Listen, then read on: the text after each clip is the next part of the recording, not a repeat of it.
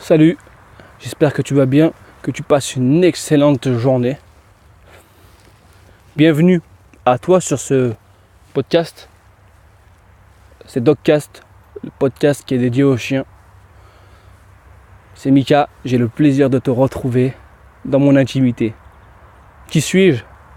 Un simple éducateur canin, comportementaliste, une personne qui vit à 100% avec les chiens, 100% pour les chiens, en dehors de ma femme et mes enfants.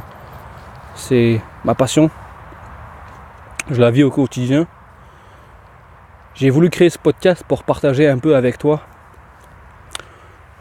les connaissances que j'acquiers au fur et à mesure des jours, les échanges que j'ai avec des maîtres et des guides passionnés. Fais attention à toi. Je suis dehors avec mon chien, il est en train de creuser un trou énorme. En fait, il y avait un trou, il a mis sa balle dedans. Je pense que ça doit être un terrier ou quelque chose de la sorte. J'ai mis un bâton et c'est vide. Et là, il est en train d'essayer d'attraper. Je vais te faire une petite aparté, je vais te présenter mon chien parce que c'est lui qui va m'accompagner 90% du temps dans ces podcasts. Il s'appelle Olaf. On l'a choisi ce nom par rapport au dessin animé des enfants, La Reine des Neiges. Et c'est un American Staff croisé boxer. Il est de couleur fauve. Il a une belle tache blanche sur le torse. Il fait une trentaine de kilos, 35 je pense.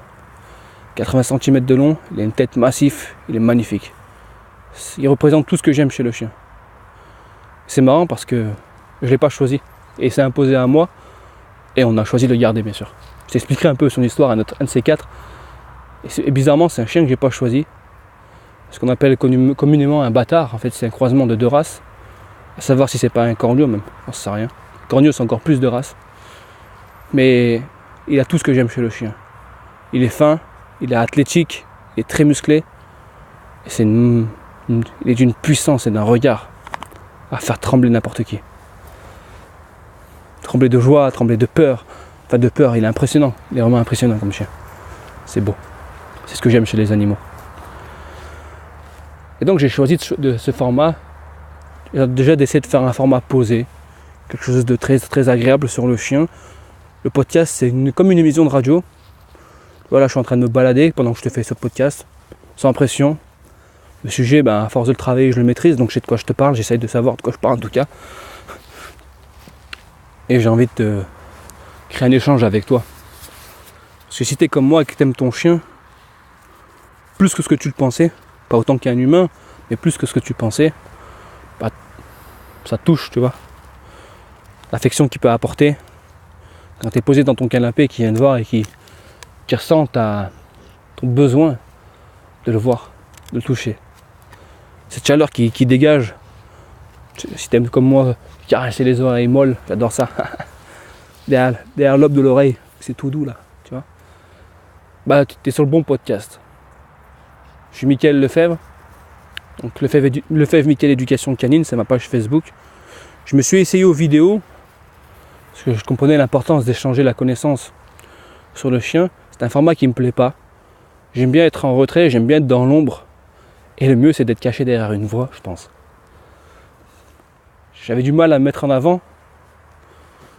Je trouvais pas légitime que les personnes me regardent moi en train de parler du chien, alors que j'apporte rien au chien.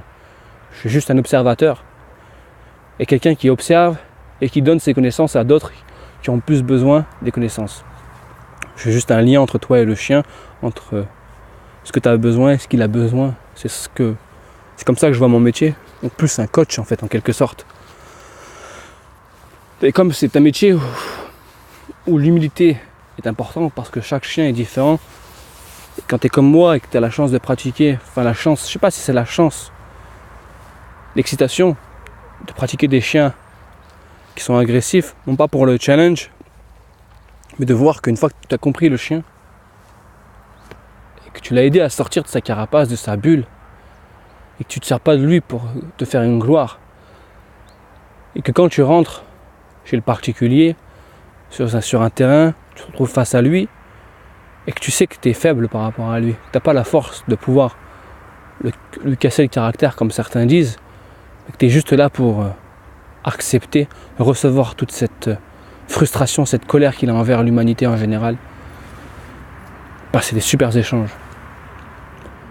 Et que tu apprends que en fait, avec le temps, que 95%, parce que j'ose pas dire 100%, ça serait prétentieux, les situations où le chien se retrouve avec des troubles, que ce soit qu'il n'arrive pas à cohabiter avec ses congénères, qu'il soit agressif envers les humains, qu'il tire en laisse parce qu'il n'a pas de véritable lien avec son maître, ou que le lien est froissé par telle ou telle attitude, et que tu comprends qu'en fait lui c'est juste le résultat.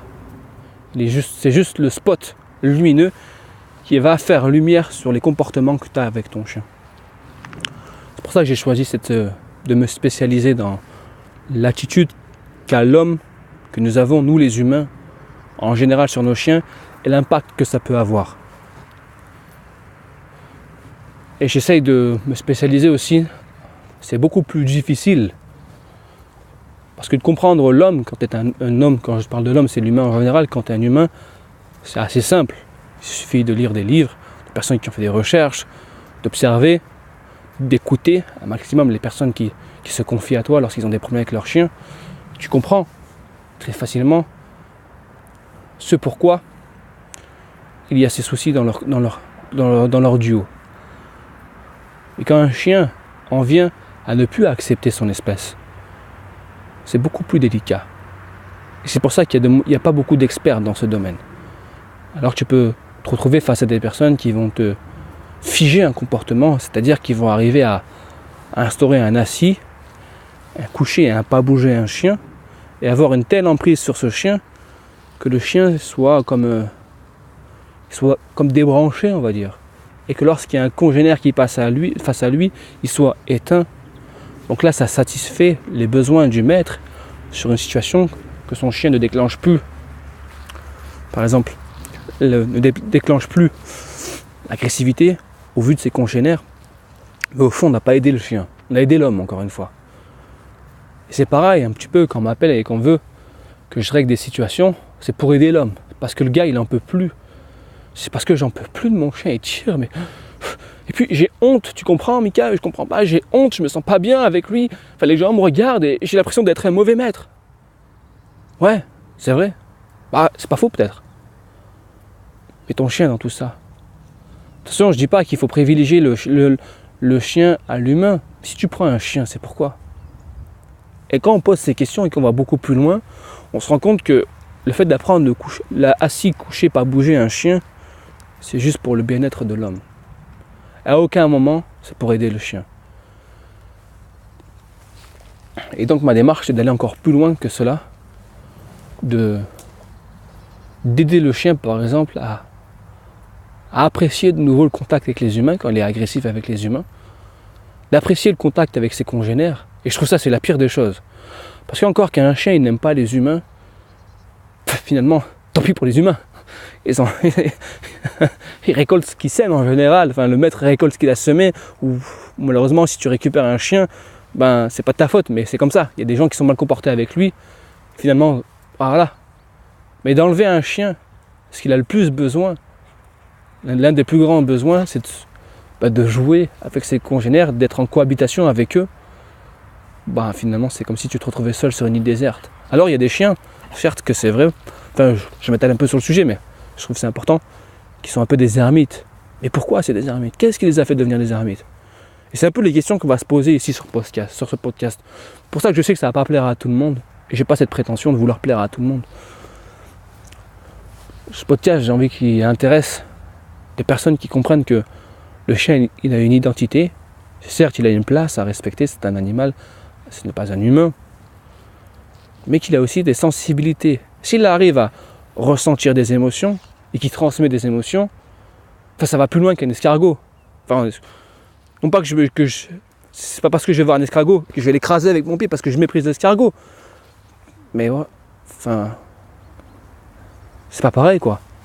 Un chien, c'est pas pareil. C'est un compagnon de vie. C'est le reflet de ton miroir, de mon miroir à moi, tu vois. Donc je pense que c'est important de s'intéresser en profondeur plus que sur faire du cirque. Pour moi, le cirque, c'est les roulés, les pans, les tumeurs, les choses comme ça. Enfin, pas les tumeurs, les maladies, mais pan, t'es mort et le chien roule, tu vois. Je pense qu'on devra aller plus loin. Et on va aller plus loin dans ce podcast.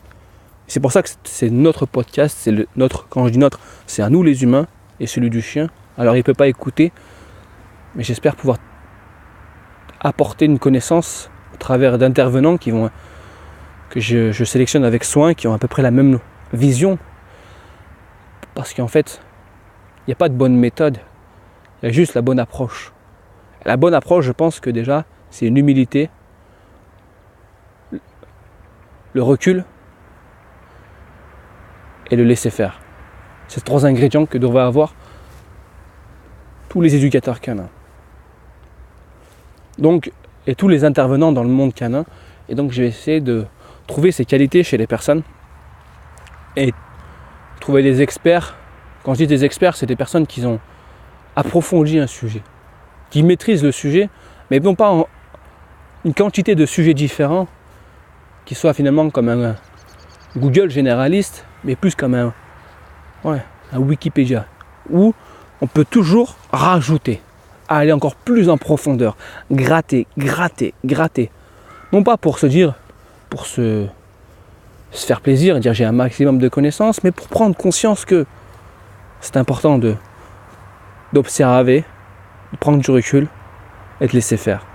Parce qu'en fait, le chien il sait déjà tout, ou il apprend tout au fur et à mesure, par assimilation et par mimétisme. Donc je vais essayer de t'apporter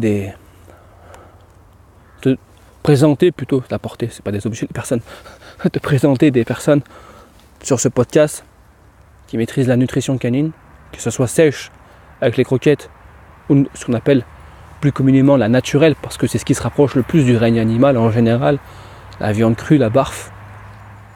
Même des gens qui vont très loin dans cette alimentation, enfin qui la poussent, je trouve ça beau de pousser. J'essaie d'apporter des sportifs qui pratiquent des activités à un certain niveau avec leurs chiens, des personnes qui vivent qui ont des refuges, qui gèrent des refuges, qui aident les chiens, des personnes qui sont plus évoluées que moi, qui ont plus de connaissances, plus d'expérience dans certains domaines, pour qu'on puisse avoir au fur et à mesure du temps une sorte de bibliothèque des meilleurs intervenants qui correspondent le mieux à notre image du chien finalement. Pour éviter à se retrouver à cliquer sur YouTube, qui est un super support de contenu quand on sait l'observer, on sait s'en servir, et regarder les 5 super astuces du machin, enfin, on se comprend quoi.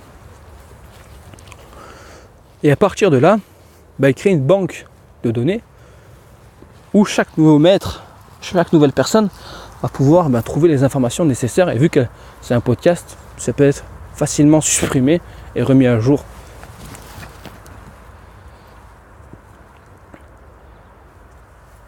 Voilà un petit peu pourquoi je veux créer un podcast.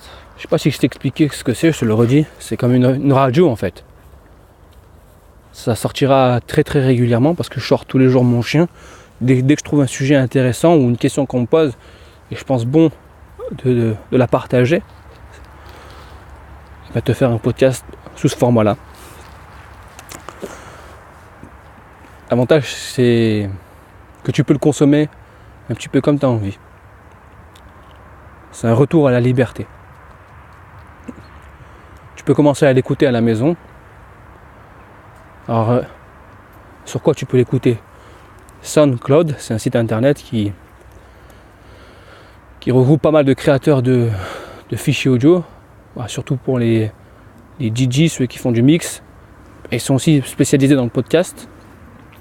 Tu peux le retrouver sur Facebook, donc ma page professionnelle d'éducation canine, le FEV Michael, éducation canine. Tu peux le retrouver sur YouTube, donc sur ma page YouTube que je suis en train de créer pour cette occasion. Et sur iTunes Store, podcast. Et l'avantage, c'est que tu peux commencer à l'écouter chez toi, mettre sur tes écouteurs et sortir dehors avec ton chien et te balader un petit peu comme je fais là actuellement. Ce qui fait qu'on aura l'impression d'être ensemble durant ce podcast. Ça, c'est assez paradoxal et sympa. C'est un petit peu comme je parlais à un ami imaginaire, où c'est des conversations que j'ai avec mes amis qui ont des chiens et qui me posent, qui sont passionnés par leurs chiens. Les questions qu'ils me posent, et je trouve que c'est important de te les transmettre. Tu peux aussi commencer à l'écouter pendant que tu te prépares, parce que tu aimes beaucoup ton chien. Et mettre pause, continuer dans ta voiture en connectant ton smartphone et continuer en l'écoute, le télécharger si tu n'as pas forfait internet, l'écouter dans les transports en commun, lors de ta pub, ta pub, je parlais pub, parce qu'il n'y a pas de pub, c'est ça aussi, c'est ça qui est... Oula, excuse-moi, parce qu'il n'y a pas de pub et c'est ça aussi qui est bien, je trouve. Donc je reprends, tu peux aussi l'écouter pendant ta pause, à midi, faites comme bon te semble. En fait, ce format il t'appartient. Il n'appartient pas à une plateforme, à YouTube, donc je ne suis pas obligé de suivre les algorithmes. Il n'appartient pas à Facebook. Il appartient à tout à chacun. Et au travers de ce podcast, je vais essayer de créer une sorte de formation, dispenser une formation pour toutes les personnes qui ont envie d'améliorer leur comportement avec leur chien, leur attitude. On parlera d'exercices de base, par exemple comment apprendre la marche au pied, mais comment tu dois te positionner toi, comment tu dois te préparer psychologiquement et comment tu dois préparer ton chien à faire en sorte que ça se passe bien. Parce que tu peux connaître une recette, comme les recettes, il y en a partout, sur Marmiton, sur 780 grammes je pense, ou des fois sur Facebook, tu les vois, elles passent. On te dit qu'il faut, pour faire des crêpes, il faut du lait, du sucre, de la farine et des œufs, et un peu de levure je crois, il me semble. Et pour bien réussir une pâte à crêpes, il y a tout un état d'esprit, des outils à avoir, comment bien se disposer, comment bien se préparer. Et c'est un peu sur ça qu'on va travailler. Voilà. Savoir scier du bois, c'est pas compliqué pour scier du bois. Là, tu prends une branche, tu prends une scie, même si les lames ou les dents, la lame ou les dents sont pas très bien affûtées, tu vas pouvoir te débrouiller en bougeant comme tu peux la lame dessus. Au bout d'un moment, ça va céder, c'est sûr. Mais comment bien couper du bois en respectant l'essence de l'arbre, la fibre du bois, le sens, où il y a des nœuds, où est-ce que tu vas positionner, pourquoi tu vas incliner la lame dans tel sens, tu vois, c'est plus profond, c'est pour les gens qui veulent aller encore plus loin avec leur chien, qui n'ont pas envie de s'imposer, mais qui ont envie de partager, c'est ça. Voilà un petit peu ce qu'on va faire ensemble, partager autour du chien. Je te souhaite vraiment une excellente fin de journée. Je te retrouve très bientôt. Certainement qu'il va y avoir une série de plusieurs podcasts sur comment, c'est sûr, même je suis en train de l'enregistrer, sur quels sont les 3 ingrédients principaux pour avoir une bonne harmonie avec son chien. Donc certainement que le titre changera afin qu'il soit plus parlant, mais ce que j'ai envie de partager. Je te souhaite une excellente fin de journée. C'était Mika, à très vite. Ciao, ciao.